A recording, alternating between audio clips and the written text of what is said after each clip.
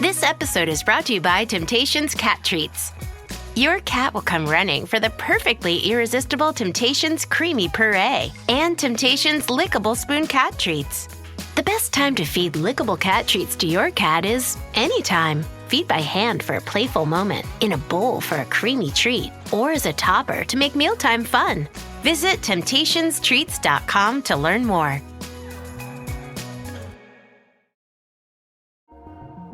Experience a progressive lens engineered with AI from Essilor, powered by individual measurements of your visual behavior. A lens personalized to you by an Essilor expert. Discover Verilux XR Track and enjoy instantly sharp vision in motion and seamless transitions from near to far. Find your local Essilor expert today at Essilor.com.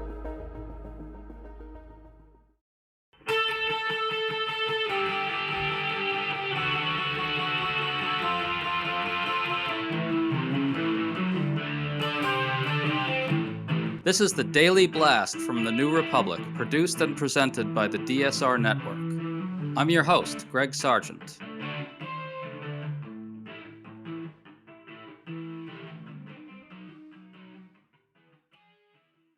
President Trump has now imposed sweeping tariffs across imports from all over the globe, prompting the markets to crater and experts to warn of a possible recession or even a depression. Trump took a question about this on Thursday, shrugged about the cratering economy, then jetted off to a golf tournament in Florida. The tariffs themselves are bad enough, but what's also bad is that his imposition of them is likely an enormous and grotesque abuse of power. And because of this, the prospects for stopping them via Congress or in the courts are actually not non-existent. And we think Democrats should proceed right now as if they can, in fact, be stopped. Today we're talking about all this with the person we always turn to when bewildering congressional procedural matters arise, veteran congressional scholar Norm Ornstein. Thanks for coming back on, Norm. Always a pleasure, Greg. So Trump has imposed 10% tariffs on just about all global imported goods, and on top of that, a lot of reciprocal tariffs on a number of our leading trading partners. They're not even reciprocal at all, really, but put that aside for now. It's an enormously reckless move, will throw the global economy into turmoil. Peter Cheer, head of macro strategy at Academy Securities, says the tariffs are shockingly high and inexplicable and a disaster. What do you think, Norm? They're inexplicably high and a disaster. I agree. And obviously, not only do the markets agree, but a whole lot of people in the business world agree. I saw that the CEO of Restoration Hardware, as he watched his stock plummet today, responded with a simple two-word phrase, "Oh shit." And my guess is that that's been replicated, probably in even more colorful language, by business leaders, economists, and investors all across America and probably around the world. Oh shit seems like a pretty good reaction, or at least an apt one. So Trump was asked about all this on Thursday. The reporter pointed out that the markets are way down, that they've had their worst day in years because of his tariffs. Then the reporter asked Trump, how's it going? Here's Trump's answer. I think it's going very well. It was an operation. Like when a patient gets operated on, and it's a big thing. I said this would exactly be the way it is. We have $6 or $7 trillion coming into our country, and we've never seen anything like it. The markets are going to boom, the stock is going to boom, the country is going to boom. Norm, he says the patient has been operated on, but first of all, the patient didn't need this operation, and the patient is now bleeding out on the operating table with his anesthesia worn off. Your thoughts? So it's almost like the old joke. The operation was a success, the patient died. But it also, I have to tell you, Greg, that when he said that and then went on to say that the markets are going to boom. We'll never see anything. We've never seen anything like the economic boom we're going to have.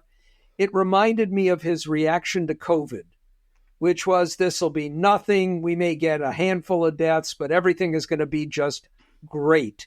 And we know what happened. His presidential term the first time around led to probably 400,000 unnecessary deaths and many that followed afterwards because of what he did or did not do, that we could be facing the equivalent in economic terms with all of this.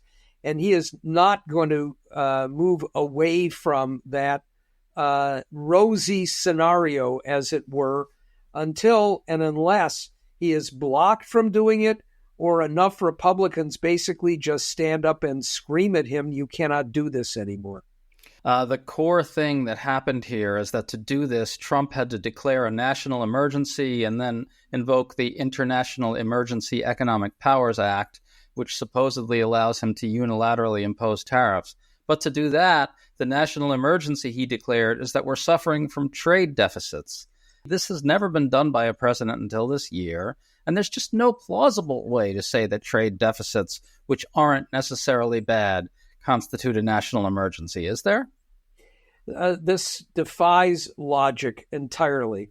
And the reality is that we've had a very robust economy for a lot of years now, defying a lot of predictions about it in the aftermath of COVID. It really came back very, very strongly.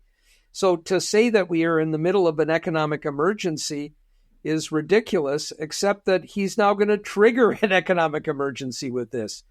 And, you know, a few things flow from it.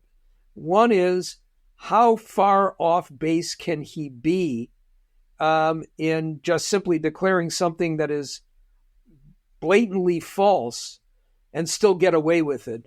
And what are the means to be able to block this from causing the kind of damage we know will follow if we don't do something about it? Well, there are some things that can happen, and I'd like to bring those up. There are a couple things underway in Congress right now. I think we can expect Democratic senators to push something in the next day or so that would effectively cancel the national emergency that Trump used to impose the tariffs. That would end them. You'd need a few GOP senators to support this, but a few already supported a narrower anti-tariff measure that just passed the other day. Then after that, you'd need a discharge petition in the House moving the same thing, canceling the national emergency. You need a handful of Republicans in the House to support that. Not impossible. It's implausible, but not impossible. Norm, could you walk us through the details of how that would work? Let me note as well that the election results on Tuesday, 2 House seats in Florida in overwhelmingly Republican districts that Trump had won by 30 points or more. The predecessors from these open seats had won going away. And while Republicans won, the margin was cut in half in both instances to 15% or less. And I mention that because that had to leave every House Republican who won by 15% or less quite nervous last night. They see the direction that things are going. So you've got pressure points with some of these Republicans. Now, what happens is this. We've already seen this resolution in the Senate that passed, as you indicated, with 4 Republican votes that countermands the 25% tariffs on Canada that Trump had already imposed before these across-the-board huge ones that he announced just yesterday and just today. That has to go through the House. Speaker Mike Johnson has already indicated he will not bring it up. And so the venue to use is a discharge petition. This is a rule in the House that goes back well over a century. That was a way of getting around an all-powerful speaker who could block anything from taking place, that said under limited circumstances, a majority of the House, 218 members in this case, signing a petition can force a bill to come to the floor and get an up or down vote. A resolution by House and Senate passing into law can countermand Donald Trump. And if Democrats are going to have any savvy at all in this case, they are going to bring up not just this one that passed the Senate to block the 25% tariffs on Canada, but bring up a broader one to block all of these outrageous tariffs and save the economy and get Republicans on the record about whether they're for it or against it. I want to be clear, Norm. So the thing that already passed the Senate with a few Republicans only applied to tariffs on Canada. What I think we're going to see in the next day or so from Democratic senators is a new resolution that terminates the national emergency that Trump is using to justify the tariffs across the board, the global tariffs, all of them. And so presumably, maybe, let's hope, you could get 3, 4, 5 Senate Republicans to support that, just as they supported the narrow margin on Canada. And then after that, you would take that and try to do a discharge petition in the House on that broader thing. And you'd need around 5 House Republicans to cross over for that. It's not impossible, right? It's not impossible. I'm frankly skeptical that we can get that happening in the next few days or even the next week or two. Senate Republicans are weak when it comes to defying Donald Trump. And for something that's just taken place, they may say, let's wait, we'll see if he's right. Maybe it will be just a short period with pain. When we see the pain ratcheted up, there's no reason why Democrats can't keep bringing this up for a vote and get an outcome that would be more favorable a little bit further down the road. Spring is finally here. For us in DC, that means cherry blossom, warmer weather, and more breaking news each and every day. To stay up to date on all the news that you need to know, there's no better place than the DSR Network. And there's no better way to enjoy the DSR Network than to become a member. Members enjoy an ad-free listening experience, access to our Discord community, exclusive content, and more. Use code DSR2025 for a 40% off discount on sign-up at thedsrnetwork.com/buy. That's code DSR2025 at thedsrnetwork.com/buy. Thank you, and enjoy the show.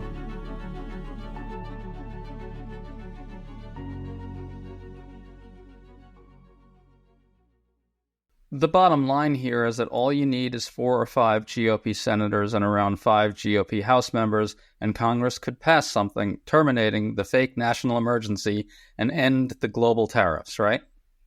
That's correct. And I think we can add that if this were able to be done by secret ballot vote, which it is not, the votes, I believe, would be overwhelming to block this.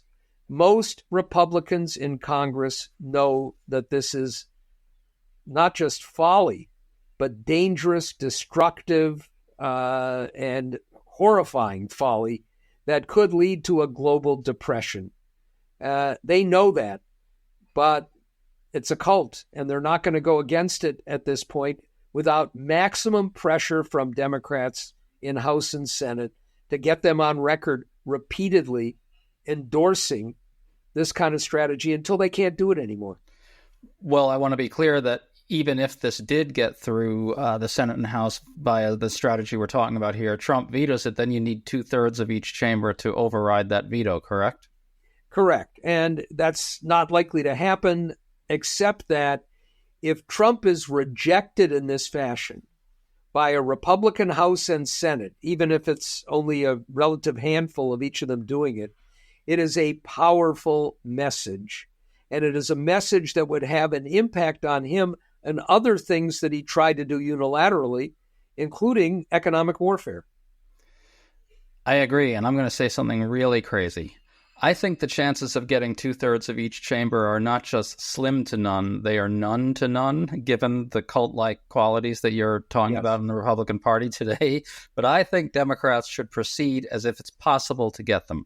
Push really hard, bludgeon the hell out of Republicans, day in, day out, in every conceivable forum, say over and over, Republicans are helping Trump cut taxes for the ultra-wealthy and corporations because the quote-unquote revenues from tariffs will be paid by working-class and middle-class consumers, and that is what will be used to offset those tax cuts for the very rich. So say over and over, Republicans and Trump are making your prices higher, much higher, to fund more tax cuts for the super rich. Act like Republicans can be pushed and do it.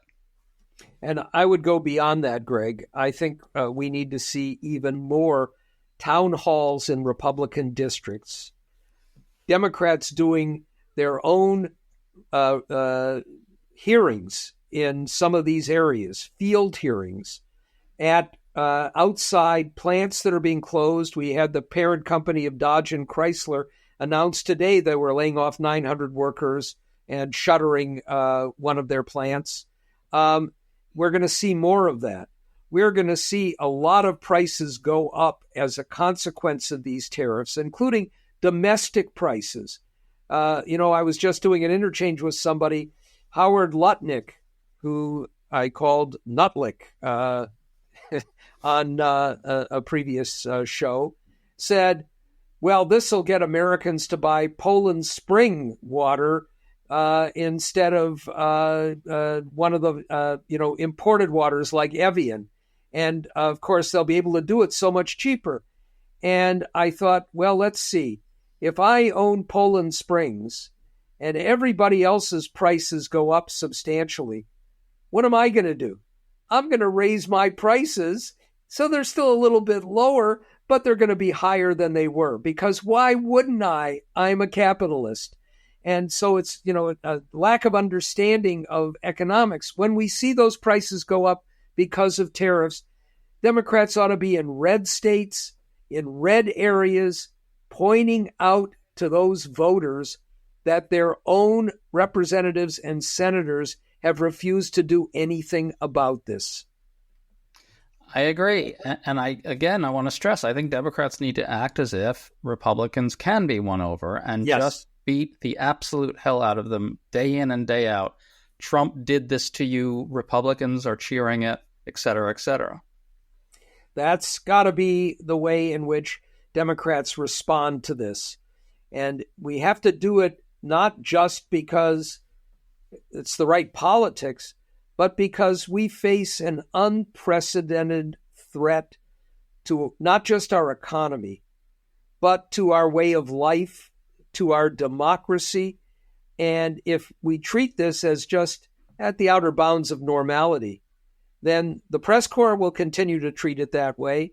And we are much less likely to be able to get out of it with at least the tatters of our political system and our economy intact. There's also a way to do this through the courts as well, by the way. Ilya Samin, a law professor, is looking for potential plaintiffs, such as businesses who are forced to pay the new tariffs on imports. Then they would sue and they'd argue that Trump's tariffs, particularly the invocation of the fake national emergency to justify them, are an abuse of power. What do you think the prospects for that working are, Norm? I'm a little more skeptical at this point. It is quite striking that Ilya Samin, who is not anywhere near the left wing in most of what he does, he's very much over there on the libertarian right, is leading this effort and trying to use the courts for this purpose. I think they have more traction even than what Samin is talking about, because the rationale for the amounts in these tariffs was based on a complete lie about what tariffs other countries impose. Instead of a 2% or 3% or 5% tariff, which is on many of these goods, Trump was claiming, using utterly bogus numbers, that their tariffs were 50, 60, 100, or 200%. So it's based on a false premise, and you've got that to add to any legal briefs that you do. But I'm a little skeptical that the courts will intervene here.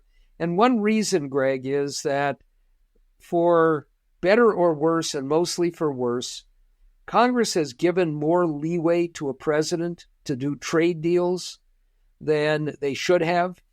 I think with the expectation that presidents would actually be more mindful of avoiding protectionist traps than many in Congress would, and avoiding just what he is now doing.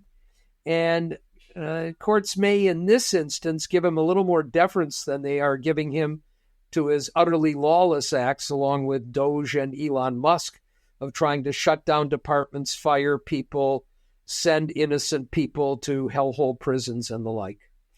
It does seem to me, though, that there's a pretty big legal vulnerability with this particular use of the emergency power, given the extraordinary gale force bad faith that is behind declaring trade deficits a national economic emergency.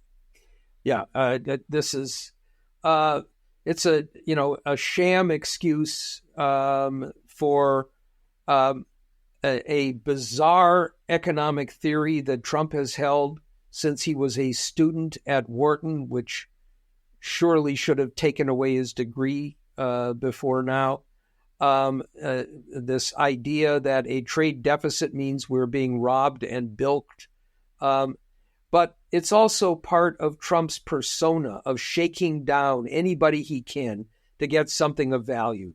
So I have little doubt that in return for what might be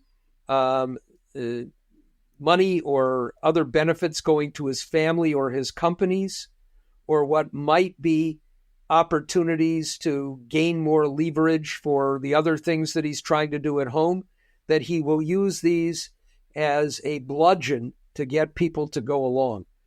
But along the way, it's the average American and the average person in countries of our allies and others who will suffer for what is a gangland shakedown scheme. That's exactly what it is. Norm Ornstein, thanks so much for coming on. It's always a great pleasure to talk to you. Anytime. Let's hope the next time we have something more positive to say. Not likely, but let's hope. You've been listening to The Daily Blast with me, your host, Greg Sargent. The Daily Blast is a New Republic podcast and is produced by Riley Fessler and the DSR Network.